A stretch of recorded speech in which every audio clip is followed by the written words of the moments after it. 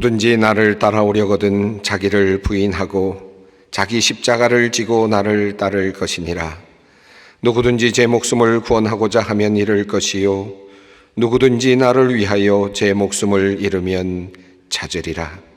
하나님은 영이시니 예배하는 자가 신령과 진정으로 예배할지니라.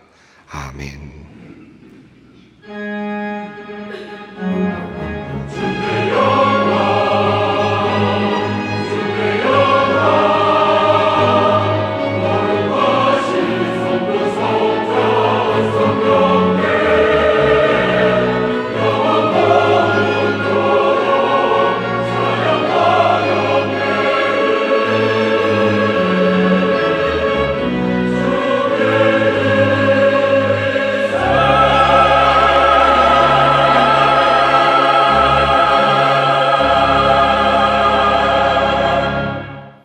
영원히 찬양받으실 주 여호와 우리 아버지 하나님, 그 놀라우신 능력과 크시는 종을 인하여 주께 영광 돌립니다. 죄와 사망에서 우리를 건지신 주 예수 그리스도의 은혜를 찬양하옵고, 오늘도 우리와 함께 하시며 날마다 새롭게 하시는 성령의 놀라운 역사로 인하여 주께 찬송을 부릅니다. 성부, 성자, 성령께 세세무궁토록 영광이 있을지어다. 아멘. 다 함께 일어나셔서 36장 찬송을 부르시겠습니다.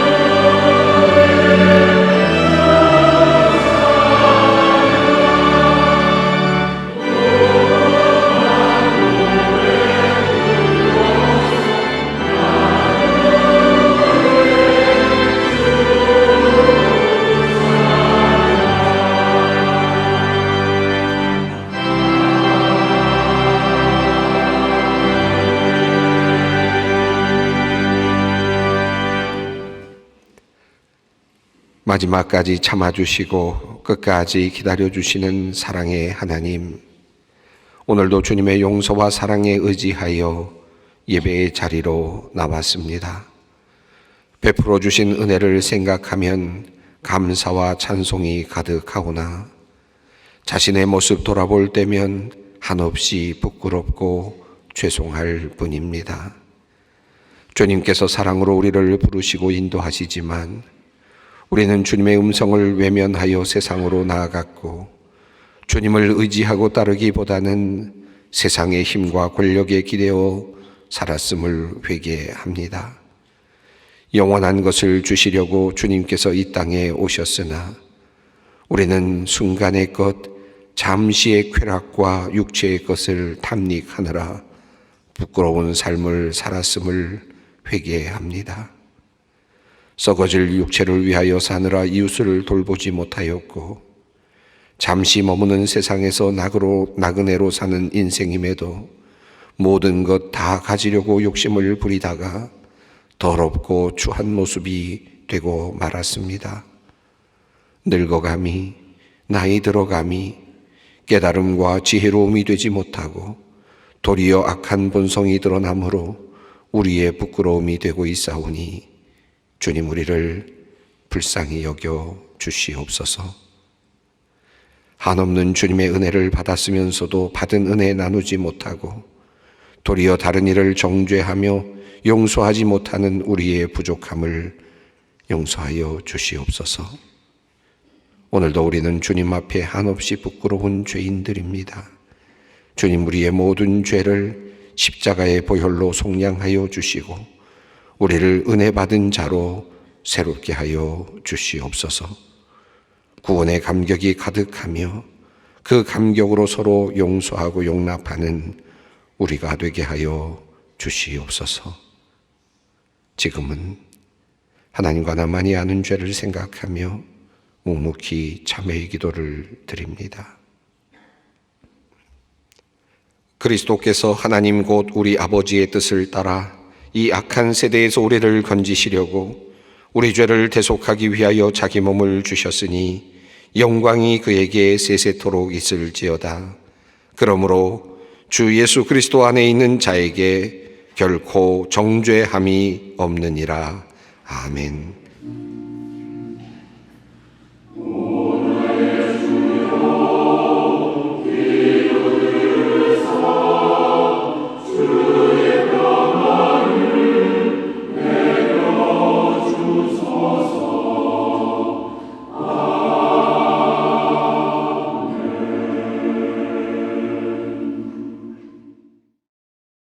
오늘 우리에게 주시는 하나님의 말씀입니다. 신약성경 마태복음 23장 25절로 28절까지 말씀입니다. 마태복음 23장 25절로 28절까지 말씀입니다. 이 계시의 말씀을 봉독할 때 다 함께 살아계신 하나님의 음성을 들으실 수 있기를 바랍니다. 화 있을 진저 외식하는 서기관들과 바리새인들이여, 잔과 대접의 겉은 깨끗이 하되 그 안에는 탐욕과 방탕으로 가득하게 하는도다. 눈먼 바리새인이여, 너는 먼저 안을 깨끗이 하라. 그리하면 겉도 깨끗하리라. 화 있을 진저 외식하는 서기관들과 바리새인들이여, 회칠한 무덤 같으니 겉으로는 아름답게 보이나 그 안에는 죽은 사람의 뼈와 모든 더러운 것이 가득하도다. 이와 같이 너희도 겉으로는 사람에게 옳게 보이되 안으로는 외식과 불법이 가득하도다. 아멘.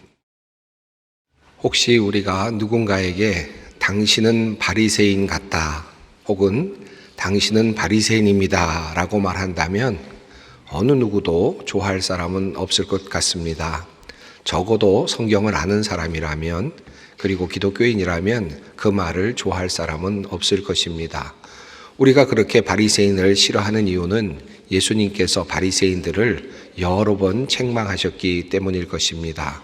오늘 본문 말씀이 있는 마태복음 23장에는 1절부터 마지막 절 39절까지 끊임없이 예수님께서 바리새인을 책망하시는 이야기로 가득 차 있음을 보게 됩니다.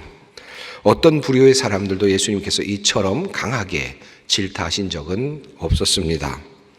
예수님께서는 마태복음 23장에서 바리새인들이 모세의 자리에 서 있다라고 말씀하시면서 그들의 말하는 바는 행하되 그러나 그들의 행위는 본받지 말라라고 그렇게 말씀하시면서 바리새인들을 향한 책망의 말씀을 시작하셨습니다.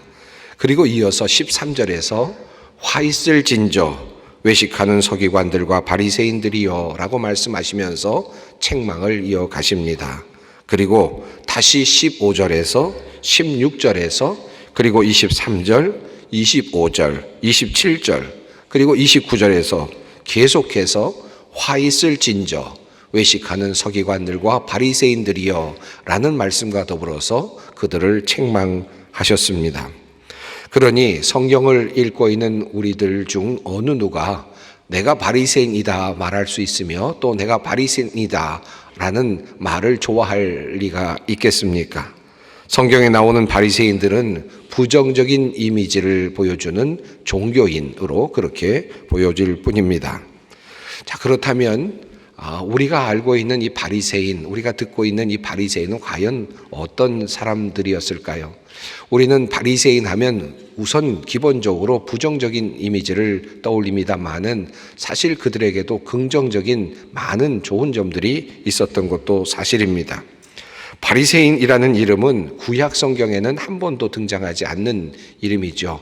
신약 성경에만 등장합니다. 그것도 사복음서에 대부분 등장을 하고 있습니다. 93회 정도 바리새인이라는 단어가 성경에 사용되고 있는데 그 중에 86번이 사복음서에 등장을 합니다. 사도행전에 6번, 그리고 서신서 중에는 빌립보서에 1번 정도만 등장할 뿐입니다. 다시 말하면 예수님께서 이 바리새인들과 많은 이야기를 나누셨고 그 와중에서 바리새인이라는 이름이 등장하고 있다는 말씀입니다. 구약 성경에 나오지 않는 이름으로 보아서 적어도 구약 시대에는 없었던 그런 사람들이라고도 할 수 있겠습니다. 실제로 그렇습니다. 이 바리새인이라고 하는 존재는 신구약 중간기에 만들어진 그런 하나의 사람들의 단체의 모습이라고 할 수 있습니다. 학자들의 연구에 의하면 바리새인들의 기원은 셀레우코스 제국에 대항한 유대인들의 마카비 반란, 그러니까 주전 167년경부터 160년까지로 거슬러 올라갑니다.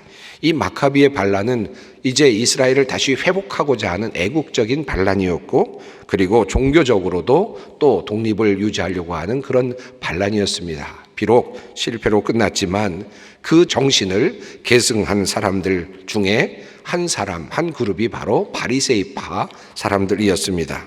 그들은 이스라엘의 독립을 꿈꾸는 그런 사람들이었고 또 나라 사랑의 정신이 가득했던 사람들이기도 하였습니다. 어떻게 하면 이 나라를 다시 회복할 수 있을까? 우리 이스라엘의 국권을 다시 회복할 수 있을까를 꿈꾸었던 사람들이라고 할 수 있겠습니다. 그런데 그들이 이제 나라를 회복할 수 있는 방법으로 내세웠던 방식은 우리가 성경에서 배웠던 방식 그대로였습니다. 그들은 어떤 물리력이나 또는 어떤 강압적인 힘이나 군사력을 통해서 그런 독립을 쟁취할 수 없다고 생각을 하였고, 그들은 도리어 하나님의 말씀을 잘 지켜냄으로써 하나님께서 우리에게 이제 새로운 독립의 기회를 주실 수 있을 것이라고 생각하는 사람들이었습니다. 그래서 그들은 정결의 법칙을 강조하기 시작했고 안식일을 준수할 것을 강조하였고 11조를 또 제대로 바칠 것을 강조하고 엄격하게 지켜나갔습니다. 그들은 기도하기를 힘썼고 토라에 대한 연구, 말씀에 대한 연구를 힘썼고 그리고 장로의 구전 전통까지도 계승해서 지켜내려고 노력했던 참으로 성실했던 신앙인이라고 할 수 있을 것입니다. 그들은 약속하신 메시아를 기다리면서 율법을 엄격히 준수할 것을 또 서로 이야기하고 또 열정적으로 그것에 헌신하였습니다. 심지어 바리새인들은 예루살렘 성전의 제사장들에게 적용되는 정결 규정을 모든 백성들에게까지 적용해서 준수하기를 원했던 그런 사람들이었습니다. 이스라엘 전체가 순수하고 거룩한 백성으로 살면서 메시아의 오심과 하나님 나라의 통치의 여명을 기다리고자 하는 사람들, 바로 그 사람들이 바리새파 사람들이었다고 할 수 있습니다. 그래서 그들의 이름은 바리새파라는 이름입니다. 히브리어로 페루심이라고 하는 단어가 사용됐는데 이 말은 구별되다라고 하는 뜻을 가지고 있습니다. 바리새파라는 단어도 바로 여기에서부터 비롯되었다고 할 수 있습니다. 구별된 사람들이다. 우리는 특별하다. 우리는 특별한 하나님의 백성이다. 우리는 모범적인 하나님의 백성으로 살아야 한다. 라고 하는 그런 의미를 담고 있는 그런 원칙을 지켜나가고자 하는 구별된 자로 살고자 하는 사람들의 모임, 이것이 바로 바리새파 사람들이었습니다. 성경의 여러 곳에 그의 모습들이 잘 드러나고 있는데요, 누가복음에 바리새인이 스스로 자랑하듯이 이렇게 기도하는 내용이 나오지요. 바리새인은 서서 따로 기도하여 이르되 하나님이여 나는 다른 사람들 곧 토색, 불의, 간음하는 자들과 같지 아니하고 또 세리와도 같지 아니함을 감사하나이다. 나는 일회에 2번씩 금식하고 또 소득의 11조를 드리나이다. 이렇게 말하는 내용이 나옵니다. 이 내용을 보면 그들이 도덕적으로 매우 엄격한 삶을 살았다는 것을 알 수 있습니다. 스스로를 가리켜서 자신은 남의 것을 빼앗지 않았다, 토색하지 않았다라고 말하고 있고, 불의하지 않다라고 말하고 있고, 간음하지도 않았다라고 그렇게 자신을 말하고 있습니다. 또 일회에 2번씩, 일주일에 2번씩이나 금식을 행하고 있다고까지 말하고 있습니다. 또 소득의 11조도 바르게 드리고 있다라고 그렇게 기도하고 있는 내용을 볼 수 있겠습니다. 이 정도로 율법을 지키기가 쉽겠습니까? 그들은 그렇게 보란듯이 그것을 드러내고 있습니다. 이렇게 드러내는 것을 좋게 본다면 모든 사람들에게 모범을 보여서 그들로 하여금 그들도 따라오게 하려고 하는 의도가 있었다라고도 좋게 이해할 수도 있을지도 모르겠습니다. 율법을 잘 지키고 정결한 삶을 유지하면서 나라의 회복을 위해서 애쓰는, 국권의 회복을 위해서 애쓰는 사람들이 바로 바리새인들이었습니다. 이러한 바리새인들의 정체성을 이해하고 나면 왜 바리새인들이 예수님께 나와서 왜 그토록 예수님께 문제를 제기했는지 이해할 수 있습니다. 바리새인들은 여러 번 예수님과 대면을 하게 되는데 그때마다 예수님과 율법을 지키는 문제와 관련해서 계속되는 그런 씨름을, 논쟁을 하게 됩니다. 마태복음의 흐름을 따라가다 보면 우선 마태복음 9장에서 예수님께서 세리를 부르시고 세리와 죄인들과 함께 식사를 하셨을 때 바리새인들은 예수님의 제자들에게 이렇게 이야기를 하죠. 어찌하여 너희 선생은 세리와 죄인들과 함께 잡수시느냐? 이건 안식의 법이 이것은 율법의 정결 예식에 따라서 식사의 예절이 있습니다. 이 식사의 예절을 따라서 그렇게 깨끗한 상태로 식사를 해야 되는데 더러운 사람들과 어울려서 식사를 한다라고 하는 그런 지적이었습니다. 마태복음 12장에서 예수님께서 안식일에 밀밭 사이로 걸어가실 때 제자들이 시장에서 밀 이삭을 잘라 먹지요. 그때 바리새인들이 그것을 보고 예수님께 말합니다. 바리새인들이 보고 예수께 말하되 보시오 당신의 제자들이 안식일에 하지 못할 일을 하나이다. 그들의 관심은 율법을 잘 지키느냐 하는 것에 달려 있었습니다. 예수님께서 안식일에 손 마른 사람을 고쳐주셨을 때 그들은 예수님을 향하여 강한 비난을 퍼부었습니다. 안식일을 범하였다라고 예수님을 책망하기도 하였습니다. 이렇게 여러 번 바리새인들과 예수님과의 만남이 결렬로 이어지자 마침내 바리새인들은 예수님을 결별하기로 결정하죠. 그리고 예수님을 죽이기로 작정합니다. 바리새인들이 나아가서 어떻게 하여 예수를 죽일까 의논하거늘 바리새인들은 율법을 지켜야 한다라고 하는 신성한 의무를 저버리고 그들이 보기에 악한 영향력을 끼치고 있는 예수를 그냥 놔둬서는 안 된다고 생각했을 가능성이 높습니다. 바로 이것이 바리새인들과 서기관들이 예수를 죽이려고 했던 이유였을 것입니다. 자, 그렇다면 바리새인들은 예수를 그토록 싫어할 만한 이유가 있었을 것 같은데 예수님께서는 이렇게 율법도 잘 지키고 있는 바리새인들을 왜 그토록 싫어하셨을까요? 왜 예수님께서는 바리새인들을 그토록 책망하셨을까요? 예수님은 사실 율법을 폐하려고 오신 분은 아니셨습니다. 다시 말해서 율법을 지키지 말자고 안식일을 폐하고 안식일도 지키지 않아야 된다고 말씀하시기 위해서 이 땅에 오신 분은 아니셨습니다. 주님께서 말씀하셨죠. 내가 율법이나 선지자를 폐하러 온 줄로 생각하지 말라. 폐하러 온 것이 아니요 완전하게 하려 함이라. 예수님께서 이 땅에 오신 이유는 율법을 없애기 위해서가 아니라 그런 모든 조항들을 다 무효로 만들려고 하는 것이 아니라 그것을 도리어 완성시키기 위해서 오셨다라고 말씀을 하셨습니다. 율법을 완전하게 하기 위해서 오신 예수님께서는 율법을 지킨다고 하고 있는 바로 그 바리새인들을 책망하실 수밖에 없었습니다. 예수님께서 안식일을 범하신 것처럼 보였을지도 모르겠습니다. 바리새인들에게는 그러합니다. 안식일에 손 마른 병자를 고쳐주셨으니까요. 하지 말아야 할 일을 했다고 할 수 있겠습니다. 예수님께서 안식일에 병자를 고쳐주셨으니 그들의 관점에서는 안식일을 범한 셈이 됩니다. 하지만 예수님께서는 이 율법을 지키는 데 있어서 가장 중요한 것은 하나님의 마음을 아는 것이라는 사실을 알려주십니다. 하나님의 마음을 알고 율법을 지킬 때 그것이 완전해진다라고 하는 뜻일 것입니다. 그래서 안식일에 손 마른 사람을 고쳐주시면서 이렇게 말씀하시죠. 안식일에 선을 행하는 것과 악을 행하는 것, 생명을 구하는 것과 죽이는 것, 어느 것이 옳으냐. 여러분, 하나님께서 모든 백성들에게 또 이스라엘 백성들에게 안식일법을 허락하셨습니다. 안식일에 모든 것을 쉬고 거룩하게 지키라고 말씀하셨습니다. 그 이유는 무엇이겠습니까? 예배하는 자로 살라는 말씀이었고, 보다 본질적인 것을 붙잡고 살라는 말씀이었고, 생명의 쉼을 통해서 새로운 생명력을 가지고 새롭게 출발할 수 있도록 쉼을 가지라는 의미 아니었겠습니까? 안식일을 기억하여 거룩히 지키라라고 하는 그 말씀 속에는 생명을 다시 살리고자 하시는, 그리고 의미를 다시 살려내고자 하시는 하나님의 뜻이 달려 있었습니다. 그런데 안식일을 지키겠다고 죽어가는 병자를 고치지 않거나 안식일을 지키겠다고 고통스러워하는 병자를 고치지 않는 것이 과연 하나님의 뜻에 부합하느냐라고 하는 하나님의 마음을 지금 말씀하고 계시는 것입니다.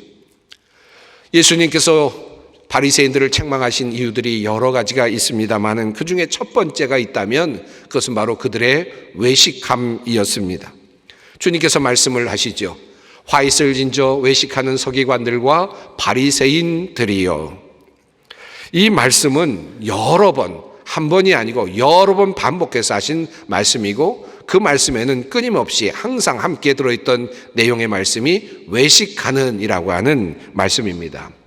이 외식하다라고 하는 이 말은 가면을 쓰고 있다라고 하는 속뜻을 가지고 있습니다. 한마디로 연극 배우처럼 살고 있는 너희들이라고 하는 그런 지적이라 할 수 있겠습니다. 마음과 생각이 외적으로 나타나는 모습과 다르다라고 하는 그런 주님의 지적입니다. 예수님께서는 바리새인들을 향하여 이 부분을 집중적으로 질타하셨습니다. 한마디로 밖에서 보기에는 매우 신앙적이고 애국적이고 율법을 잘 지키는 것 같지만 실은 그의 내면은 썩어 있다라고 하는 주님의 진단이었습니다. 주님께서 말씀하십니다. 화 있을진저 외식하는 서기관들과 바리새인들이여 회칠한 무덤 같으니 겉으로는 아름답게 보이나 그 안에는 죽은 사람의 뼈와 모든 더러운 것이 가득하도다. 이와 같이 너희도 겉으로는 사람에게 옳게 보이되 안으로는 외식과 불법이 가득하도다. 또 이어서 주님께서 말씀하셨습니다. 화 있을진저 외식하는 서기관들과 바리새인들이여 잔과 대접의 겉은 깨끗이 하되 그 안에는 탐욕과 방탕으로 가득하게 하는도다. 탐욕이 가득하다. 방탕함이 가득하다. 외식과 불법이 가득하다. 겉으로는 깨끗한 척하고 있지만 실은 온갖 더러운 것들이 그 속에 가득 들어있다. 가득 들어있다라고 그렇게 말씀하십니다. 예수님께서 바로 바리새인들의 속을 들여다보고 계신 것입니다. 이것은 이미 세례 요한의 눈에도 파악이 되었던 바가 있습니다. 주님의 말씀, 세례 요한이 보았을 때의 말씀을 이렇게 전합니다. 요한이 많은 바리새인들과 사두개인들이 세례 베푸는 대로 오는 것을 보고 이르시되 독사의 자식들아 누가 너희를 가르쳐 임박한 진노를 피하라 하더냐. 그러므로 회개에 합당한 열매를 맺고 속으로 아브라함이 우리 조상이라고 생각하지 말라. 내가 너희에게 이르노니 하나님이 능히 이 돌들로도 아브라함의 자손이 되게 하시리라. 세례 요한은 그들에게 있는 것과 없는 것을 보았습니다. 그들은 자신이 하나님의 자손이라고 하는 말하는 자부심이 있었습니다. 좋게 보면 이것은 그들의 정체성이었겠습니다마는 세례 요한은 이것을 강하게 질책하고 있습니다. 한마디로 바리새인들이 가지고 있었던 것은 자부심이라기보다는 우월의식이었다라고 하는 것입니다. 바리새인들이 세리와 죄인들 앞에서 기도하였던 그 내용을 성경은 이렇게 전하고 있지 않습니까? 바리새인은 서서 따로 기도하여 이르되 하나님이여 나는 다른 사람들 곧 토색, 불의, 간음하는 자들과 같지 아니하고 이 세리와도 같지 아니함을 감사하나이다.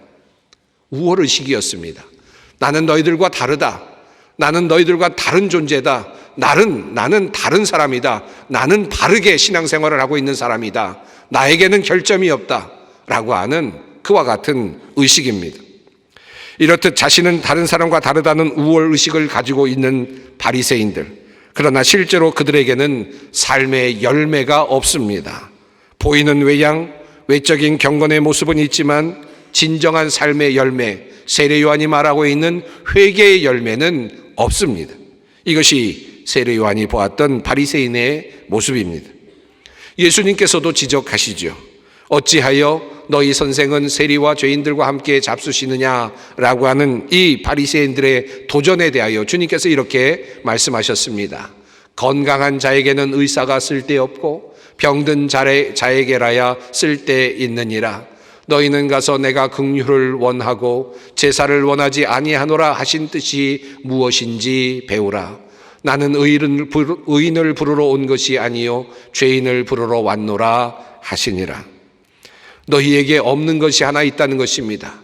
너희에게 제사가 있는지는 모르겠지만 올바른 율법을 지키는 외형적인 모습이 있는지는 모르겠지만 너희에게 한 가지 없는 것이 있는데 그것이 바로 긍휼이라는 것입니다. 율법을 잘 지키는 것처럼 위장하고 있지만 그 속에 진정한 하나님의 마음이 존재하고 있지 않다. 긍휼히 여기시는 하나님의 마음이 존재하고 있지 않다는 것입니다. 율법은 하나님의 마음으로 지킬 때 율법은 완성됩니다. 그런데 그 하나님의 마음, 그 긍휼의 마음이 없습니다.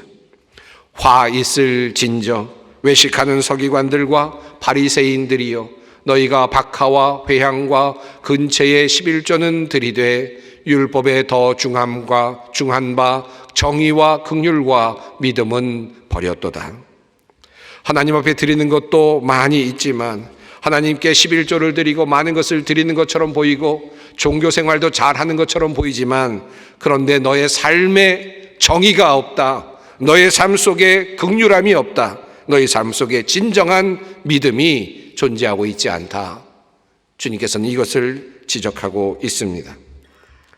이러한 바리새인들의 모습이 잘 드러난 사건이 요한복음 8장에 나오는 가늠한 여인들에 대한 이야기가 아닐까 생각합니다.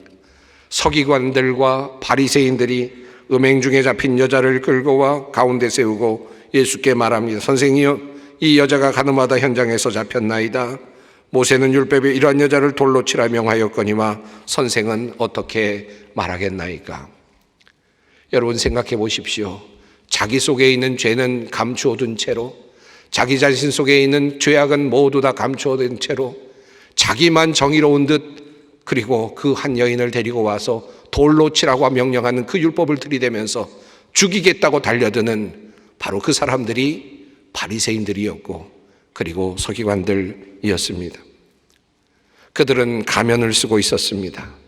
외적으로는 건강한 척, 그리고 애국자인 척, 신앙이 두터운 사람인 척 흉내를 내고 있었지만 내면에는 온갖 더러운 것들이 더덕더덕 붙어 있었습니다.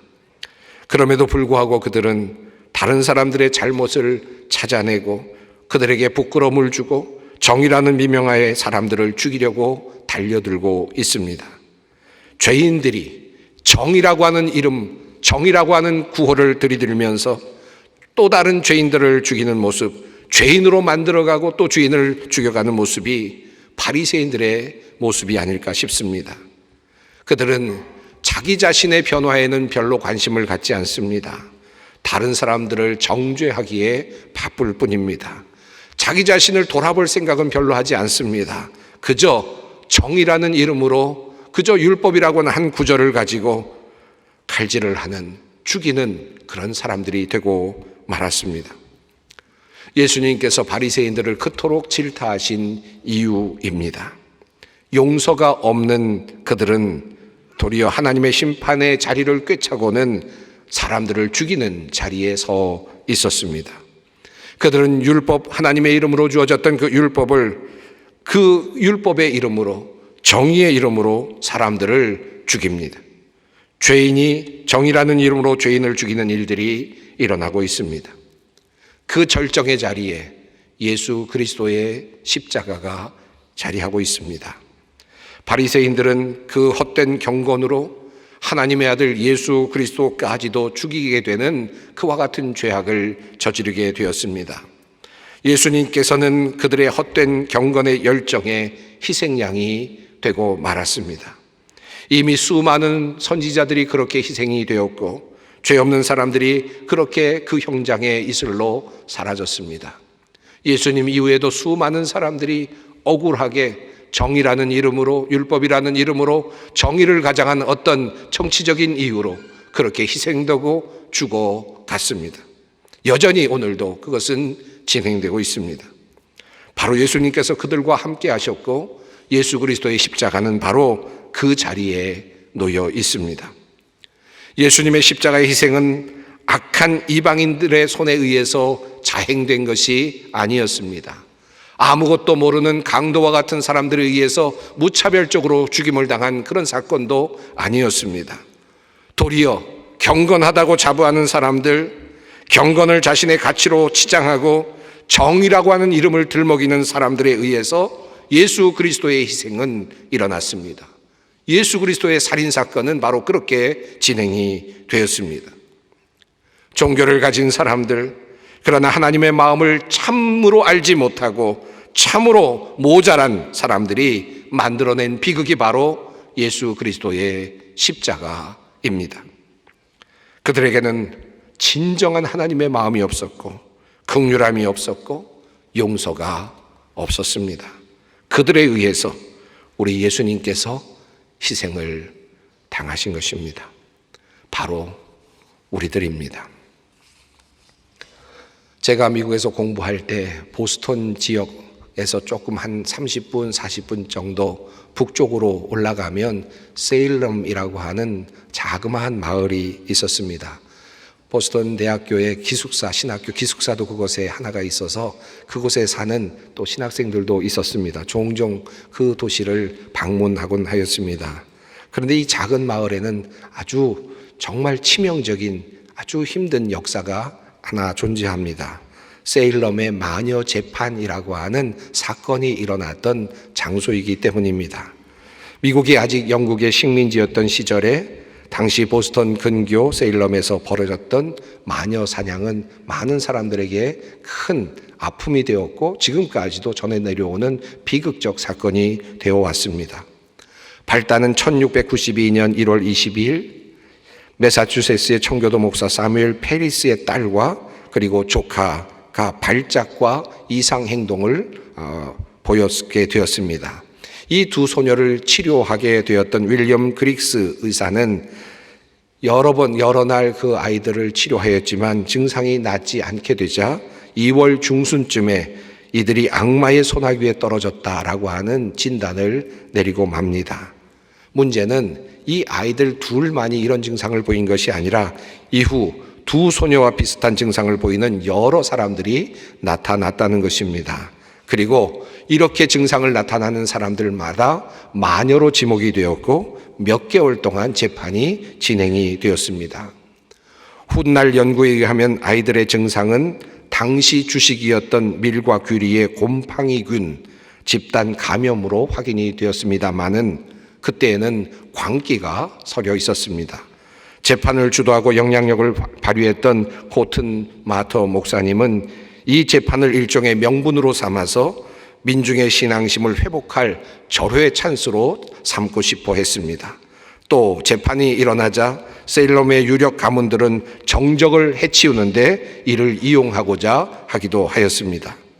급기야 개인적인 앙심, 금전적인 갈등 등 다른 여러 가지 이유로 서로가 서로를 마녀로 지목하게 되었고 한 마을에서 186명이 마녀로 지목되었고 140명이 체포되었고 그중 교수형을 19명이 받게 되었고 고문 중에 사망을 받게 된 사람이 1명, 그리고 옥중에서 사망한 사람이 1명 등 희대의 그런 재판이 일어나게 되었습니다. 바로 세일럼의 마녀 재판이라고 하는 잊지 못할 역사이기도 합니다. 사랑하는 성도 여러분, 오늘도 여전히 우리 주위에는 이와 비슷한 일들이 참 많이 일어납니다. 알지도 못하면서도 그저 소문만 가지고도 사람을 비난하고 있는 사람들도 있고, 자기 나름대로 잣대를 가지고 용서 없이 긍휼 없이 사람들을 비난하고 사람들을 죽이려고 달려드는 사람들도 많이 있습니다. 자신 속에 들보는 보지 못한 채로 사람들을 끌어내리기 위해서 그들의 것들을 보면서 지적하며 사람들을 달려들려고 하고 죽이는 사람들이 있습니다.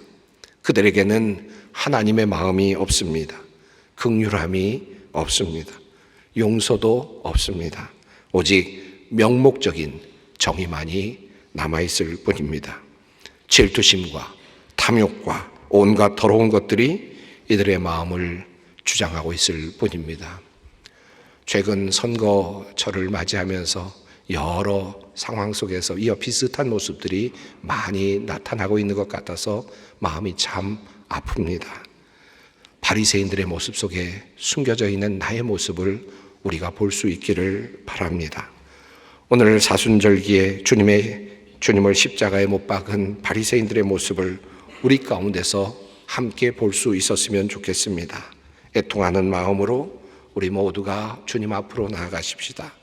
용서의 마음, 긍휼의 마음이 없는 우리는 바로 예수님께서 그토록 책망하셨던 바로 그 바리새인입니다.